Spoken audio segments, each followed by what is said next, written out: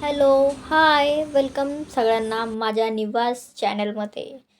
आज ॲक्च्युली मी गेले होते चष्मा बनवण्यासाठी. पुढे कारण की ये. मला असं ये. वाटत होतं की माझा नंबर वाढलेला आहे चष्म्याचा, जो की स्क्रीनचा चष्मा आहे. बस खाली. मग मी चेक करायला गेले बस होते, के. पण जाता हा, जाता बस. आमची लकी मॅडम बिस्किट आम्हाला जाऊ खायचंय दिली तुला. तर ना, मागं मागं मागं मागं येत होती, शेपूट हलवत हलवत. त्यानंतर तिला बिस्किट घेतलं मी आणि वहिनींनी. पण मॅडम आमच्या असंच नाही खात बिस्किट, त्यांना अजून थोडी फर्माईश करावी लागते की मॅडम खावा, मॅडम खावा, तेव्हा खातात.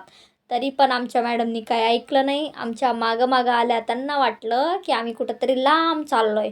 मग तिला मी सांगितलं, अगं इथंच चाललो आहे. त्याच्यानंतर ती कॉलनीमध्ये गेली. मग आम्ही गेलो शॉपमध्ये. तिथे मग मी चष्मे ट्राय करायला घेतले. तिथे मला दादा बघून म्हटला, आलीस परत चष्मा चेंज करायला? म्हटलं हो, अरे जरा नवीन फ्रेम बघावी म्हणते. तो म्हटला ठीक आहे, बघ तुला कोणती आवडते.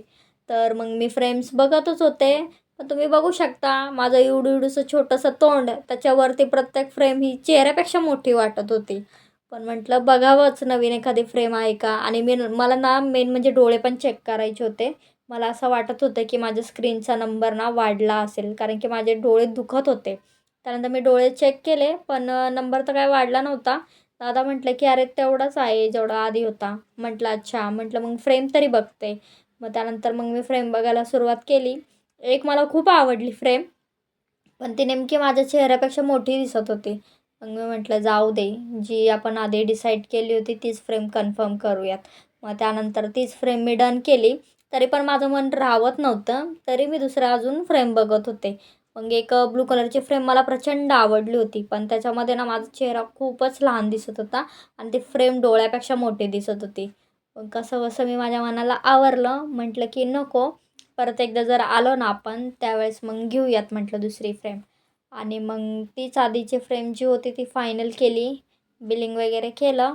ते सगळं झाल्यानंतर मग विचार केला की पुढं जाऊन काहीतरी पिऊयात. आणि वहिनी पण मला म्हणत होत्या की मलासुद्धा तहान लागली आहे, आपण काहीतरी पिऊयात. मग आम्ही डिसाईड केलं की बाहेर जाऊन मस्तपैकी ज्यूस पिऊयात. ज्यूस प्यायला गेलो, तर तिथे नेमका ज्यूसवालाच नव्हता. मग थोडा वेळ वेट केला. त्यानंतर तो आला. मग त्याला सांगितलं की बाबा आम्हाला ज्यूस दे. मग त्याने दिलं. त्यानंतर मग आम्ही मस्तपैकी चिक्कूचं ज्यूस एन्जॉय केलं आणि मग गप्पा मारत मारत आम्ही दोघी आलो घरी. ओके, भेटूयात उद्या.